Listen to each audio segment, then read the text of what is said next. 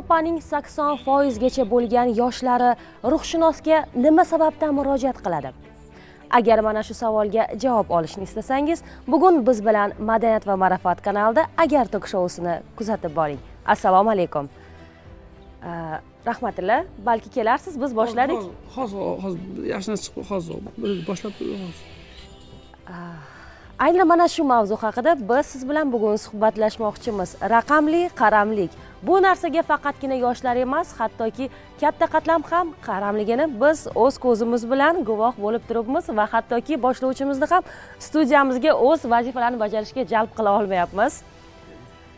Albatta tushunamiz, ijtimoiy tarmoqlarda hozir juda ham aktual mavzular, juda ham insoniy e'tiborni jalb qiluvchi yaxshi lavhalar bo'ladi va ular imkon darajasida bizni e'tiborimizni bir nuqtada jamlab turishga va boshqa narsalarga chalg'itmaslikka harakat qiladi.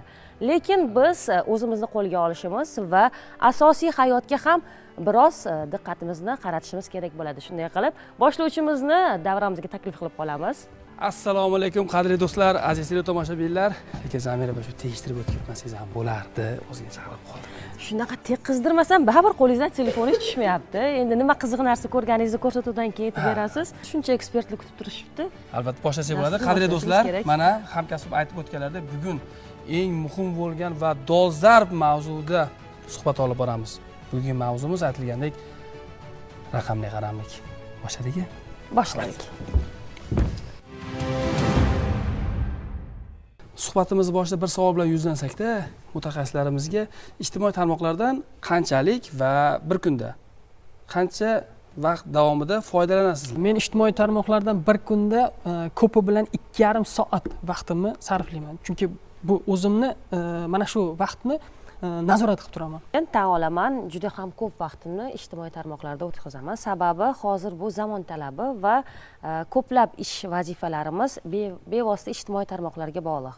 Bu qanchalik foydali, qanchalik ziyon, qanchalik buni chegaralashimiz kerak-ku, qanchalik bu narsadan erkinlik berib foydalanamiz. Bugungi kunda ijtimoiy tarmoq va mana shu virtual olam bizga nima berdi? Al-Xorazmiy bobomiz aytganidek, biz dunyoni kaftimizda ko'rishni boshladik. Butun bir olamni kaftimizda ko'rishni boshladik. Lekin buni ham o'ziga yarasha yutuq tomonlari bor. Bizning maktublarimizni yetkazishimiz va olishimizda olis masofamizni yaqinlashtirdi.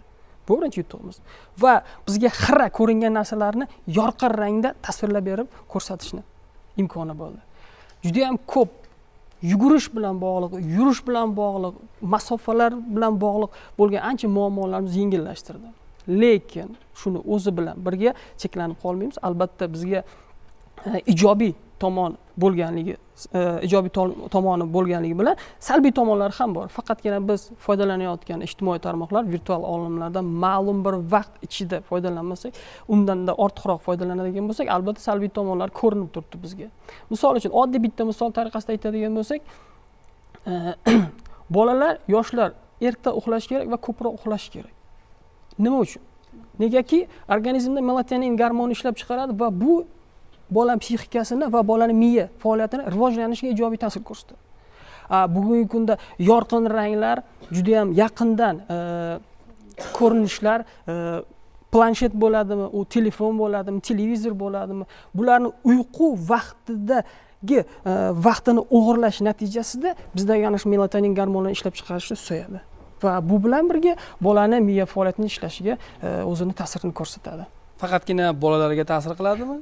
Yo yosh katta odamlarga ham bir ta'siri bormi ijtimoiy tarmoqlarni? Melatonin gormoni bosh boladan kattalargacha ishlab chiqariladi, albatta.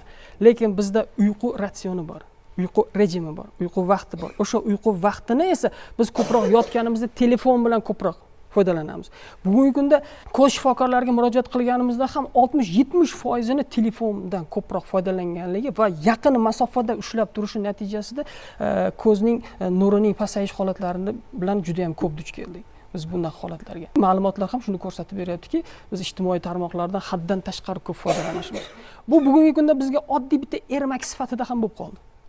Shunchaki vaqtimizni o'tkazish uchun avtobusda ketayotganda yoki metroda ketayotgan paytda biroz vaqtimizni o'tkazish uchun ijtimoiy tarmoqqa tikilamiz. Lekin biz u yerdan olayotgan ma'lumotlarimiz qay darajada bizga foyda yoki foydasiz ekanligi to'g'risida biz unchalik ham tahlil qilmaymiz, analiz qilmaymiz. Yaqinda men ko'rdim, boshlang'ich ta'limda informatika degan dars qo'yildi. Informatika darsini ichini ochib qaraganda men bir informatsion ma'lumotlar, kompyuter to'g'risida ma'lumotlar desam, umuman boshqacha mavzuda. Kelinglar, o'shani ichiga biz mana ta'lim tizimida yana bir o'zimizning loyihalarimiz bor. Xudo xohlasa Chirchiq davlat pedagogik universitetida virtual qaramlikni oldini olishga doir loyihalarimiz bor. O'sha loyihalar asosida biz o'sha yangi taqdim qilingan fanlar ichiga ayni o'sha virtual qaramlikni oldini olish bo'yicha chora-tadbirlar va kerakli darsliklarni joylaymiz. Va shu tariqa biz uni oldini olishimiz va yuqorida akamiz aytgandek haqiqiy immunitetni shakllantira olamiz. Hozirgi kunda o'sha farzandlarimizga bu narsani cheklay olmaymiz. Chunki bundan keyin faqatgina himoya qilishimiz kerak. Chunki bizga kerakli bo'lgan bilimlarni berishimiz uchun ma'lum miqdorda ularni kun tartibini, o'sha kerak bo'lsa yil tartibini ham to'g'ri taqsimlab berishimiz kerak. Har qanday kasalni tuzatgandan ko'ra uni oldini olgan osonroq.